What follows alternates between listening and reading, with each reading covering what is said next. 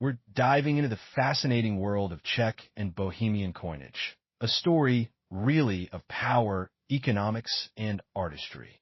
Exactly. It's more than just old metal, right? It's a window into history. Absolutely. We're starting way back in the 10th century with the dinar.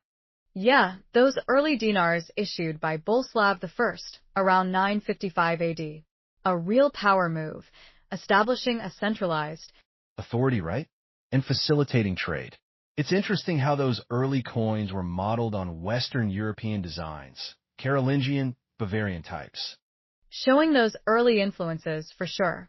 And I love how the designs evolved. Simple Christian symbols at first, then rulers' names, a hand of God, even swords. Oh yeah? Showing that shift, from religious to more secular imagery, perhaps. And the variations under different rulers. Like Saint Wenceslas appearing on later coins, even though he didn't actually mint them himself. Right. Because he became a patron saint, his image was important symbolically. It's like putting a founding father on your currency, you know? Exactly.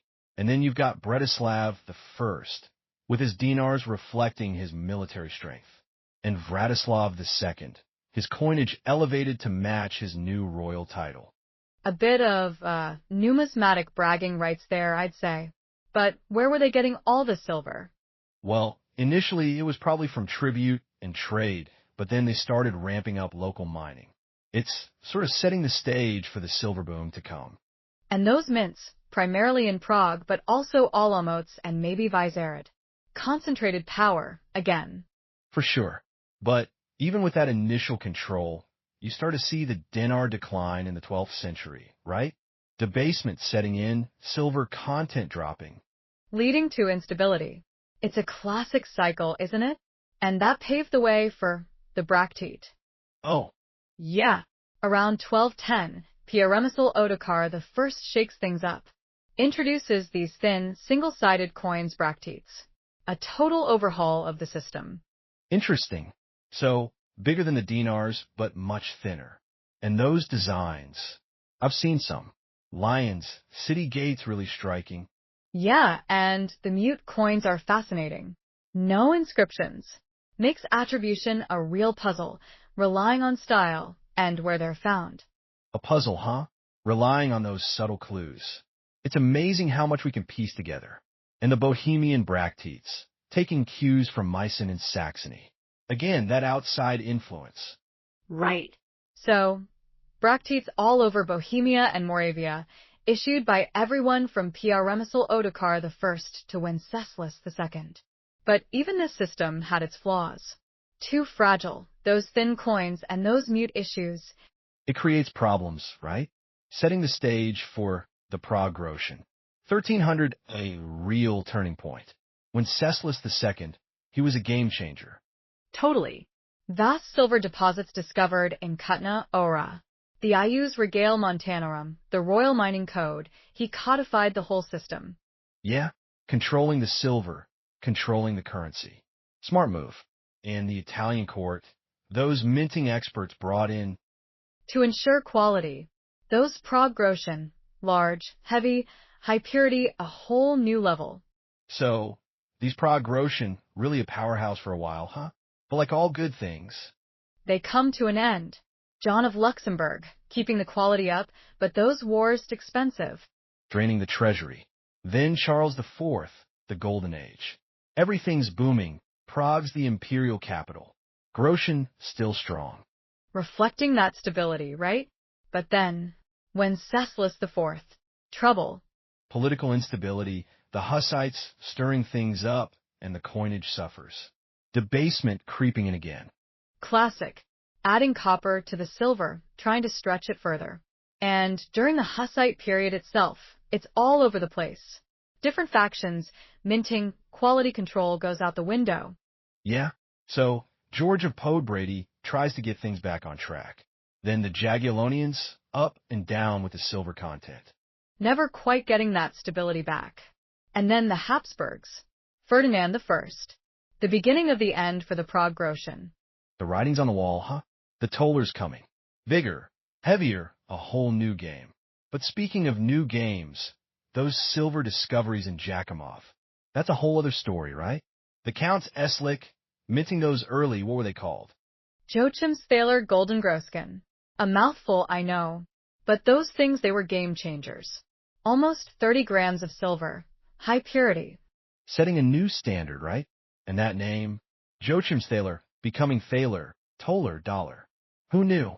It's mind-blowing. From a little valley in Bohemia to global currency. The Count's Eslik, they must have been rolling in it. For a little while, yeah, until Ferdinand I steps in. Royal control, centralizing that minting power. Bringing it all under the Habsburg umbrella. And then Prague, Kutna Hora, Jakimov, the big minting centers. The Toller becomes king. Well, not literally, but the main currency. So the Austro-Hungarian Empire, they were on the golden, right? But tied to silver. That Zolt fund, what a system. Yeah, 500 grams of pure silver as the base. It's like defining everything in terms of a sack of potatoes or something. A very valuable sack of potatoes. Huh, right? And all those different coins pegged to it. The Vereinsthaler, essential for trade, especially with those German states. Part of that whole Deutscher Münzverein. That monetary union. Trying to create some stability. Standardization is key, right? And then the gulden itself, silver, divided into those tiny kreutzer. Imagine making change. Oh, I know. Must have been a pocket full of fiddly bits. But gold was still in the mix, huh? Those ducats, classic trade coin, sticking around for centuries. Holding their value. And then aligning with that Latin monetary union, the LMU. Those 4 and 8 golden gold coins playing the international game. Smart move. And all those mints. Vienna, Kremika, Carlsberg, each with its own little mark. Like a numismatic fingerprint. Yeah. You can trace where it came from. It's like a secret code. And then, boom. 1892, everything changes. The krone arrives. The gold standard. Modernizing, I guess. 1 gulden becomes 2 kronen. Gotta keep track of those conversions. It gets confusing. But even with gold, they kept minting silver. Those krone coins. Franz Joseph's portrait, they're beautiful. I've seen them. Big, heavy, especially that 5 kronen piece. Impressive. And those gold kronen, all the way up to 100. Though, who's carrying around a 100 kronen coin? Right? Must have been for serious transactions. Or showing off. And then the war. World War I. Everything goes sideways. Yeah, gold disappears. Hoarded. Gresham's law in action. Bad money drives out good. And then iron coins. Zinc. War metals. It's a sign of the times. Inflation going crazy. The krone basically worthless. And then the empire's gone. Poof. End of an era.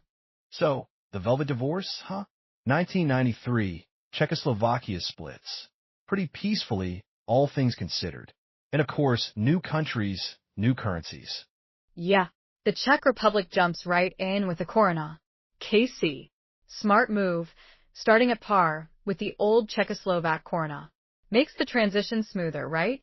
Definitely eases the confusion. And then, stamping the old coins, a clever stopgap measure before the new ones roll out. I've seen some of those early Czech coins. Nice designs. Nature, architecture, very Czech. Oh yeah? Those Huller coins though gone. Remember those tiny things? Hardly worth anything even then. Streamlining, I guess. Makes sense. And the Czech National Bank, the CNB, they really jumped into the commemorative coin game. Huh? Silver, gold, they've put out some beautiful pieces. I've seen a few. Those 200 KC silver coins, they're everywhere. Tons of themes, historical events, famous people, something for everyone.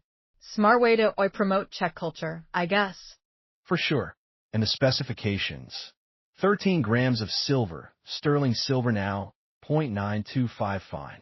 They've kept the quality up, which is nice to see. Yeah, and those bigger 500 KC ones, those are impressive. Heavier, more detailed, definitely more of a premium piece, you know? Major events, special series, like those famous vehicles coins. The Tatra 603. Oh, I saw that one. Beautiful car. Classic design. And a Jawa motorcycle. I'd love to get my hands on one of those coins. They even do different finishes, right? Matte, proof for the serious collectors. Yeah. Proof coins, those are the shiny ones.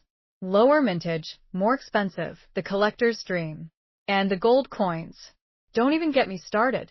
10 centuries of architecture. Czech bridges, pure gold, 0.9999 fine. Talk about a prestigious collectible. Seriously, those must be stunning. And the Czech Mint, over in Jablonec nad Nisou, they're the ones making all this stuff, right? The circulation coins, the commemoratives, everything. Yeah, they're busy. And they do their own thing too, right? Metals, investment coins, that Czech Lion series. Bullion coins for the investors who like a bit of Czech flair with their gold and silver. It's a whole ecosystem, from everyday pocket change to high-end collectibles.